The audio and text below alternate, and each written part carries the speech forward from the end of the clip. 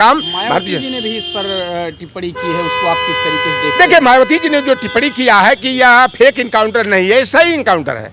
क्योंकि Mayawati ji fake encounter कराने का रिकॉर्ड है। इन्होंने 17 केवल मेरे निषाद बिरादरी का 2007 से 2012 तक जो है कि इन्होंने फेक इनकाउंटर किया था। चाहे वो शंकर केवट का हो, चाहे उमर केवट का हो, चाहे जो है घनश्याम केवट से तो ठीक है, आमने सामने 54 घंटे का मुठभेड़ हुआ था। चाहे वो नरेश केवट हो, चाहे नरेश धीमर हो, ददुआ को मान लिया कि ये चर्चित तो बसपा ने ही उनको पाला था।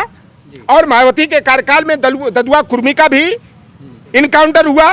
तो 17 तो केवल सूची मेरे पास पूरी थी, खोजे तो रखी हुई थी कि मायावती जो है निषाद बिरादरी के, क्योंकि बालू माफियाओं के इशारे पर मायावती की सरकार में चुन चुन करके जो है कि कुर्मी को और यादव का फेक और निषाद का फेक इनकाउंटर किया गया था। इसलिए चोर चोर मौसेरे भाई होते हैं।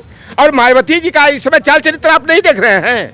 मायावती जी को जहां सत्ता पक्ष पर उंगली उठाना चाहिए, चाहे वह नौकरियों में हकबारी का मुद्दा हो, चाहे आरक्षण को हड़पने का मुद्दा हो, चाहे इस तरह का जो आपराधिक मामले हैं जो प्रशासनिक तौर पर जो है कि पिछड़ों दलितों के साथ किए जा रहे हैं। अब मायावती जो है भारतीय जनता पार्टी का प्रवक्ता बन करके काम कर रही हैं। वो जिस तरह की भाषा का प्रयोग कर रही है, इसे लगता है कि वह भारतीय जनता पार्टी से या तो डर करके भाजपा का बोझ हल्का करने के लिए कांग्रेस और सपा को टारगेट में लेकर बोल रही हैं, या वो निश्चित रूप से जैसे विधानसभा चुनाव में कहा था कि जहां बसपा चुनाव जीतने की स्थिति में न हो और सपा जीतने की स्थिति में हो, वहां भारतीय जनता पार्टी को मदद करो। उन्होंने अपने दलित भाइयों से उन्होंने अपील किया था, तो उनके भतीजा भी इसी तरह का बयान दे रहे हैं। और आज मायावती जी का बड़ा लंबा जो है कि ट्वीट हुआ है कि समाजवादी पार्टी और कांग्रेस पार्टी आरक्षण को खत्म करना चाहते हैं। अगर कांग्रेस पर यह आरोप लगा रही है, राहुल गांधी और अखिलेश यादव पर लगा रही हैं, तो मैं मायावती से पूछना चाहता हूं कि आरक्षण क्या आपके बाप दिए थे क्या?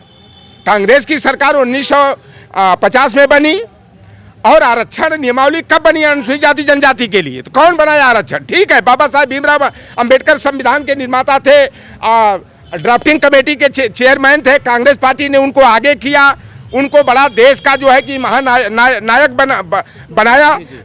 लेकिन सरकार किसकी थी? कांग्रेस की तो फुल मेजॉरिटी की सरकार थी। बाबा साहेब भीमराव अंबेडकर तो इकलौते सांसद थे अपनी पार्टी से, रिपब्लिकन पार्टी ऑफ इंडिया से।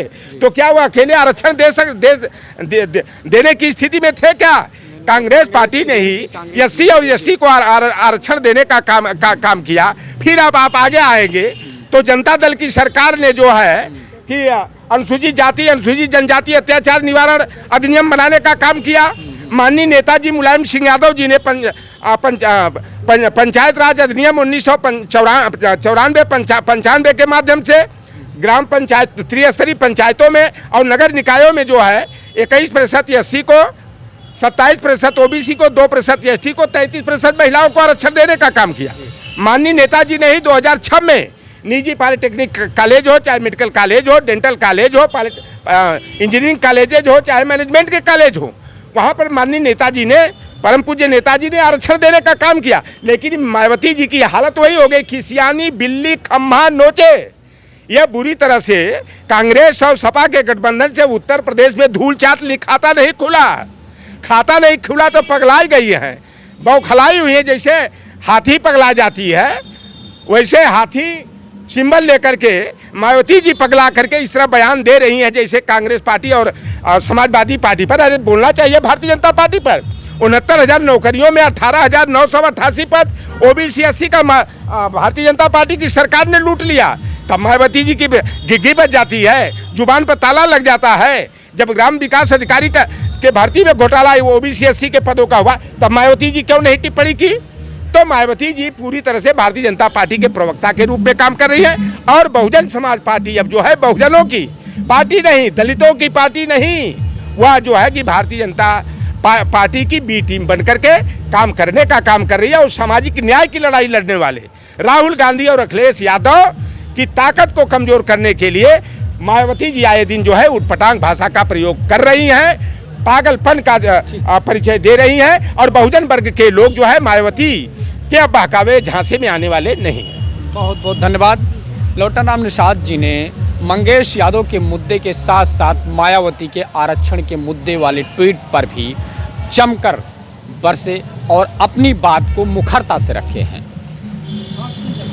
ठीक।